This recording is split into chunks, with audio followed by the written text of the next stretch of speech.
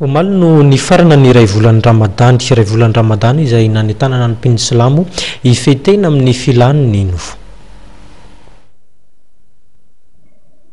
Telopolo andro katroka tao aoriana ny fifehezantena nataon'ny mpino Silamo nandritra ny iray volan'ny Ramadan dia nifarana amin'ny fomba ofisialy androany ny fifehezantena.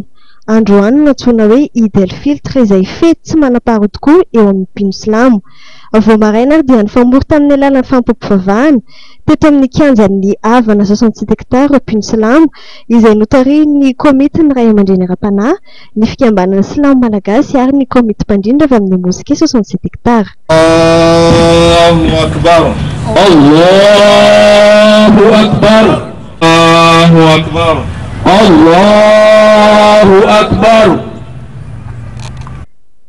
Misy moa ny afatra avy amin'ny ray aman-dreny ara-panahy amin'izao fifarana ny iray volan'ny Ramadan zao. Dia zavatra anankiroa ihany no teny ampitaina amin'izany amin'ny alalan'ny afatra ho alefa.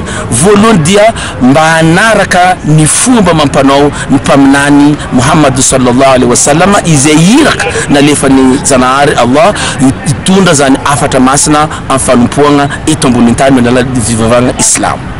Ny faharoa dia manentana ny mpanaraka fivavahana Islam rehetra aorian'izay ny fampifikirana amin'ny fagnatanterana ny lalàna n'Andriamanitra zay dia mba hijery mba tsy raviravy tanana mba hitangana hianentana ny vahoaka malagasy rehetra amin'ny fampandrosoana ity firenenantsika ty mba hatonga atsika sady ho sambatra eto ambony tany amin'ny fandrosoan'ny firenenantsika ty sady sambatra koa atsika ny ankoatra tena tanohy ny fanompoantsika Zanahary teto ambony tany. Ny Eid el-Fitr no natrehana androany fa 70 andro aorianan'izao dia misy indray ny Eid el-Kabar na Eid be izay fanatanterahana fiaraham-bavaka lehibe any Lamaika.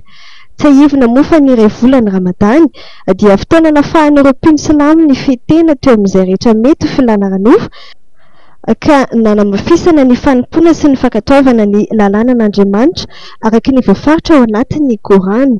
Ny fanatanterahana asa sosialy ho fanampiana mpiarabelona mandritra izany dia azon'ny mpino Silamo vahasoa sy fitahiana maro avy amin'Andriamanitra.